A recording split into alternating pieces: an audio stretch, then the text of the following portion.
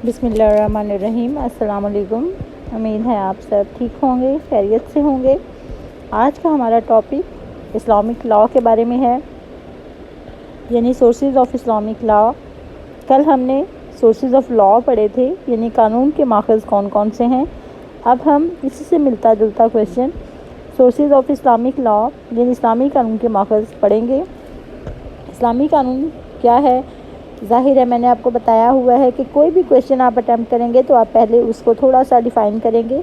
तो इस्लामी कानून बेसिकली क्या है कि बुनियादी असूलों का मजमूआ है जो ना सिर्फ खालिक और मखलूक के ताल्लुकात की वजाहत करता है बल्कि फ़र्द और मुआशरा और फ़र्द और रियासत के ताल्लुकात को भी मुनज़्ज़म करता है।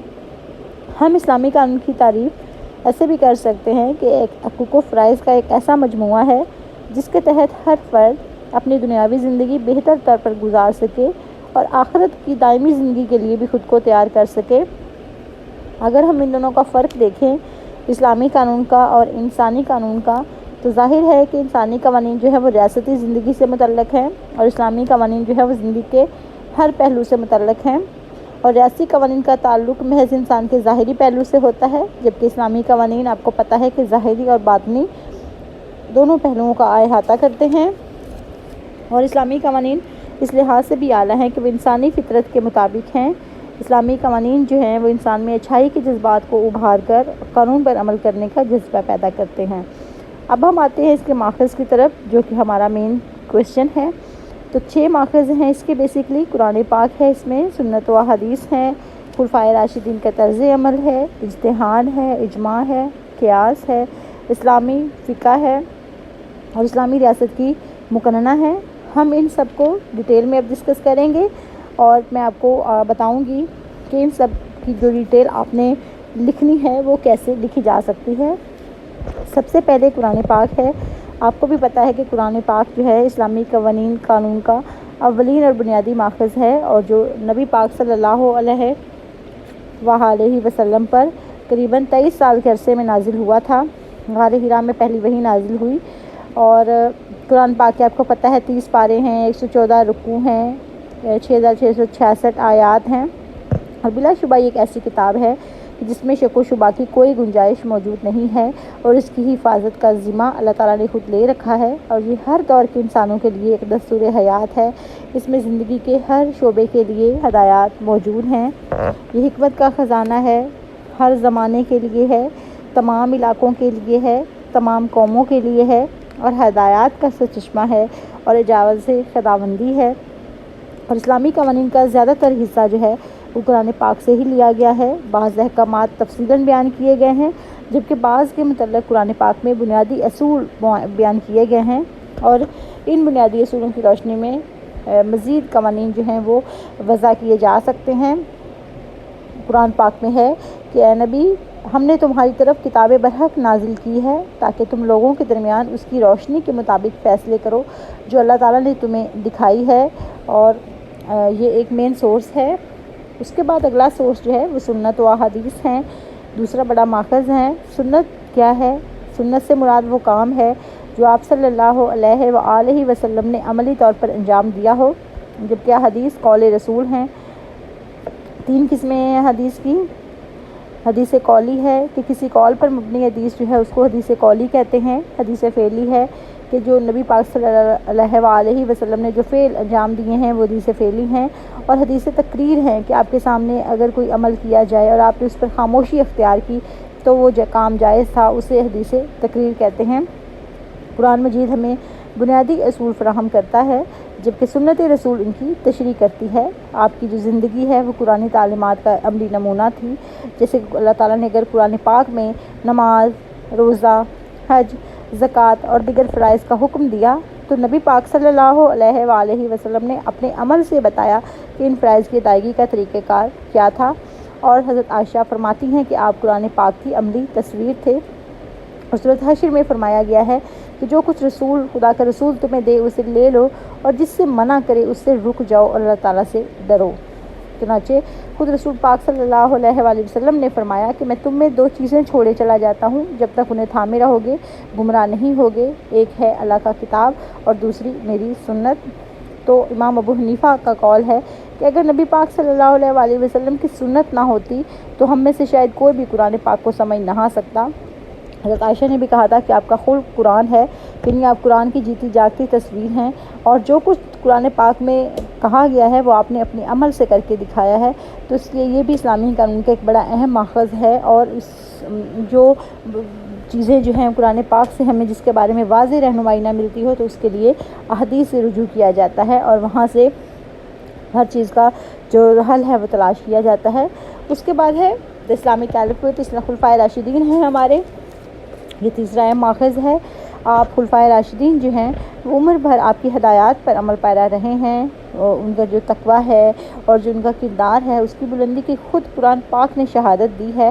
تو خلفائے راشدین نے اسلامی ریاست کو قرآن اور سنت کے بالکل مطابق چلایا، لہٰذا ان کا عمل بھی اسلامی قانون میں بڑے اہم ماخذ کی حیثیت رکھتا ہے۔ مثال کے طور پر حضرت عمر کا طریقہ تھا کہ کسی بھی ان کے پاس اگر کوئی مسئلہ آتا تھا تو اس کا حل پہلے قرآن پاک میں دیکھتے تھے، اور اگر وہاں سے حل نہیں ملتا تو حضرت صلی اللہ علیہ وسلم کی سنت دیکھتے، وہاں سے بھی حل نہ ملتا تو حضرت ابو بکر کا عمل دیکھتے، اس کے بعد خود اپنی سمجھ سے کام کرتے۔ یہی طریقہ کار تمام خلفائے راشدین کا تھا، اور خلفائے راشدین کے دور میں مشاورت کو بھی بڑی اہمیت دی گئی، یعنی کہ مل جل کر کہ کوئی بھی مسئلہ ہوتا تھا تو اس کو باہمی مشورے سے حل کیا جاتا تھا۔ اور ویسے بھی قرآن پاک میں ہے کہ جس قوم نے مشورہ کیا اس نے فلاح پائی، اور ایک اور جگہ ہے کہ وہ اپنے آپس کے کام باہمی مشورے سے طے کرتے ہیں۔ تو آپ جو خلفائے راشدین کا جو طرز عمل تھا، جو طریقہ تھا، وہ بھی اسلامی قانون کا بڑا اہم اور بنیادی ماخذ ہے، کیونکہ انہوں نے اپنی پوری زندگی میں قرآن پاک پر اور احادیث و سنت پر عمل کیا ہے۔ تو اس لیے مزید کلیئرٹی جو ہے اسلامی قانون کی ہمیں وہاں سے مل سکتی ہے، اور ہم وہاں سے اس چیز کو جج کر سکتے ہیں، اور کوئی بھی مسئلہ ہمیں پیش آئے تو ہم ان سے ان کی جو زندگی ہے ان سے مدد لے سکتے ہیں۔ اس کے بعد ہے نیکسٹ اتحاد ہے۔ اتحاد جہد سے نکلا ہے جس کے معنی کوشش کرنا اور نئی بات پیدا کرنا کے ہیں۔ اتحاد دراصل اسلامی قانون پر غور و فکر کر کے قرآن و سنت کی روشنی میں ایسے مسئلے کا حل سوچنا ہے جس کے متعلق قرآن پاک میں واضح آیات موجود نہ ہوں۔ حضرت صلی اللہ علیہ وسلم نے حضرت معاذ بن جبل کو جب یمن کا گورنر مقرر فرمایا تو آپ نے دریافت کیا کہ تم لوگوں کے درمیان فیصلے کیسے کرو گے؟ انہوں نے عرض کیا کہ قرآن پاک کے مطابق، اور آپ نے فرمایا کہ اگر وہاں سے رہنمائی نہ ملی تو پھر کیا کرو گے؟ حضرت معاذ نے جواب دیا کہ پھر میں آپ صلی اللہ علیہ وسلم کی سنت پر عمل کروں گا۔ حضور نبی کریم صلی اللہ علیہ وسلم نے ارشاد فرمایا کہ اگر وہاں سے بھی رہنمائی نہ ملی تو پھر کیا کرو گے؟ اس پر آپ نے جواب دیا، حضرت معاذ نے جواب دیا کہ پھر میں اپنی عقل کے مطابق فیصلے کروں گا اور اتحاد کروں گا۔ تو آپ نے اس جواب کو بہت پسند فرمایا۔ دوسرے خلیفہ راشد حضرت عمر جو ہیں انہوں نے بھی اپنے دور خلافت میں اتحاد کو بڑی اہمیت دی تھی، لیکن اتحاد عام آدمی کے بس کی بات نہیں ہے۔ مجتہد کے لیے کچھ شرائط کا ہونا ضروری ہے۔ وہ شرائط کیا ہیں؟ کہ وہ قرآن و سنت سے مکمل واقفیت رکھتا ہو، عربی زبان سے مکمل واقفیت ہو، جدید مسائل سے وہ واقف ہو، بلند کردار کا مالک ہو، زہد اور تقوی کا مالک ہو۔ یہ کوشچن جو ہے اتحاد کا یہ الگ طریقے سے بھی آ سکتا ہے، جس میں آپ سے اتحاد پر ایک نوٹ لکھنے کو کہا جاتا ہے، تو اس میں آپ اتحاد کے ساتھ ساتھ مجتہد کے صاف لکھیں گے، اور پھر اتحاد کے لیے کوششیں جو ہیں وہ لکھیں گے، یعنی کہ اس کو 10 نمبر کا کوشچن آپ بنا کے لکھیں گے۔ تو اس لیے آپ نے اتحاد کو ذرا ڈیپلی اسٹڈی کرنا ہے۔ میں ایک دفعہ پھر ریپیٹ کر دیتی ہوں کہ اتحاد کا مطلب کیا ہے۔ جہد سے نکلا ہے جس کے معنی کوشش کرنا ہے، یعنی کہ اگر کوئی ایسا مسئلہ آ جائے جس کے بارے میں کوئی واضح حل موجود نہ ہو، تو قرآن و سنت میں کوئی واضح حل موجود نہ ہو تو پھر اس پر اپنی رائے کا اظہار کرنا اور ایسا فیصلہ دینا جو کہ قرآن و سنت کے عین مطابق ہو۔ اس کے بعد قیاس ہے، انالوگی ہے۔ اس کے معنی ہے اندازہ کرنا، کمپیئر کرنا۔ مثال کے طور پر اگر کسی معاملے میں قرآن و سنت سے واضح ہدایات نہ مل رہی ہوں لیکن اس سے ملتے جلتے مسئلے کے متعلق ہدایات موجود ہوں تو ان ہدایات کی روشنی میں پہلے مسئلے کا حل بھی تلاش کر لیا جاتا ہے۔ اسے قیاس کہتے ہیں، یعنی کسی دو کاموں میں ریزمبلنس ہونے کی وجہ سے ایک کا جو کہہ سکتے ہیں کہ جو ایک کا حل ہے وہ دوسرے کے لیے بھی وہی تلاش کرنا وہ قیاس ہے۔ مثال کے طور پر قرآن پاک میں شراب کی حرمت کا ذکر ہے، اور شراب کیوں حرام ہے وہ اس لیے حرام ہے کہ نشہ دیتی ہے، تو اس لیے اسے یہ قیاس کیا گیا کہ کسی اور نشہ آور چیز مثلا ہیروئن وغیرہ کو نشے کی وجہ سے بھی حرام قرار دے دیا گیا ہے۔ یہ بھی اجتہاد کی طرح عقل کا فیصلہ ہے۔ دونوں میں بنیادی فرق یہ ہے کہ اجتہاد اس مسئلے پر ہوگا جس کے متعلق قرآن و سنت میں کوئی بھی اشارہ نہ مل رہا ہو، جبکہ قیاس کی صورت میں آپ اشارتاً رہنمائی جو ہے وہ موجود ہوتی ہے۔ امام ابو حنیفہ بھی قیاس کو بڑی اہمیت دیتے ہیں، کیونکہ اس میں دو ملتے جلتے جو مسائل ہیں ان کے بارے میں ایک جیسا یہ خیال جو ہے وہ ایک جیسا جو ہدایات ہیں وہ دوسری پر بھی لاگو کر دی جاتی ہیں۔ تو اس طرح سے یہ بھی اسلامی قانون کا ایک اہم ماخذ ہے، اور اس کی وجہ سے اسلامی قانون جو ہے اس کی وسعت میں بڑا اضافہ ہوا ہے، کیونکہ اسلامی قانون جو ہے وہ دنیا جہان کے لوگوں کے لیے ہے اور رہتی عالم تک کے لوگوں کے لیے ہے، تو اس لیے اس میں وقت کے ساتھ ساتھ مزید گنجائش بھی پیدا ہوتی رہی ہے، لیکن وہ کہہ سکتے ہیں کہ اسلامی قانون ہر دنیا کے ہر آدمی کے لیے ہے، اور اس میں ہر مسئلے کا متعلق کہہ سکتے ہیں ہر مسئلے کے متعلق اور ہر کسی بھی چیز کا متعلق حل جو ہے وہ اس میں موجود ہے۔ یہ جو قیاس ہے اس کے بارے میں آپ کو لانگ کوسچن یا کوئی بھی نوٹ ٹائپ نہیں آتا ہے، اس لیے آپ نے اس کو اتنا ہی پریپیئر کرنا ہے جتنا آپ اپنا جو لانگ کوسچن لکھیں گی اس میں آپ اس کو لکھ سکیں گے۔ اس کے بعد نیکسٹ ہے اجماع as a source of Islamic law, کہ لغوی طور پر اجماع کے معنی کیا ہیں؟ اتفاق رائے کے ہیں۔ شرعی اصطلاح میں کسی بھی دور کے علماء اور مجتہدین کا کسی بھی ایک فیصلے پر متفق ہو جانا اجماع کہلاتا ہے۔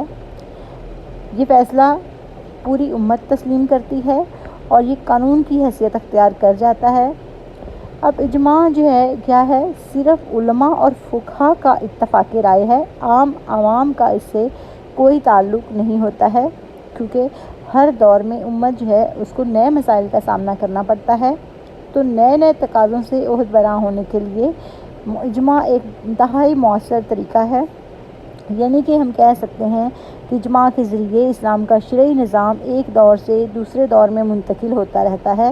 نبی پاک صلی اللہ علیہ وآلہ وسلم کا ارشاد ہے کہ میری امت کسی غلط بات پر متفق نہیں ہوگی، اور اسی طرح سے آپ نے ایک دفعہ فرمایا کہ اکثریت کے گروہ پر اللہ تعالیٰ کا ہاتھ ہے اور اکثریت کے فیصلے کا پابند ہونا ضروری ہے۔ ایک چیز میں کلیئر کر دوں کہ اجماع اور اجتہاد میں فرق ہے۔ اجتہاد کیا ہے؟